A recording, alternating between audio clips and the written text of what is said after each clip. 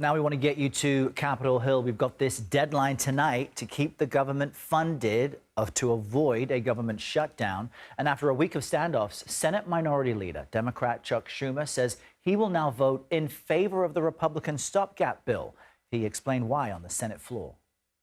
For sure, the Republican bill is a terrible option. It is not a clean CR.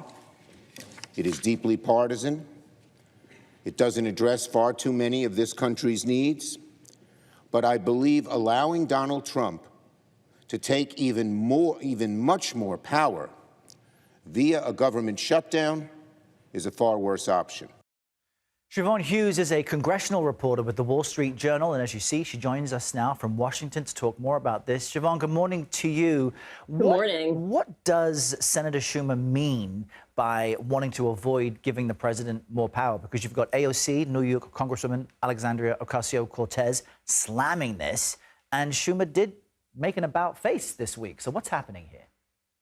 He did make an about-face, but the problem that Chuck Schumer ran into is that in the event of a government shutdown, there would be no clear way out of this. And the concern that Democrats, at least some Democrats have, is that President Trump would be set to pick and choose which agencies would open and which would shutter. In essence, you'd be handing him the opportunity to pick political favorites, and Democrats wanted to avoid that.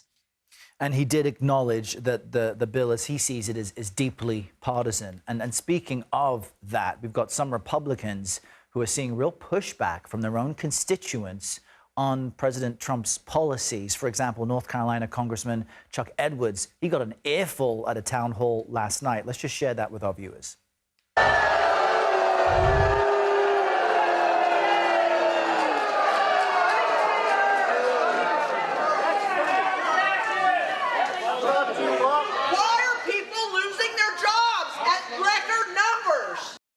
That constituent with her fists, hands in a fist there. How are lawmakers responding to this?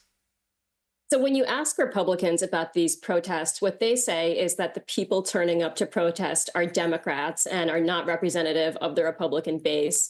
And furthermore, they point to the vitriol in some of the comments as maybe a way to tarnish the Democratic position. So they are absolutely not taking on board some of the pain that's being expressed. And that pain certainly being felt. Siobhan Hughes, thank you for that. Appreciate you waking up with us this morning.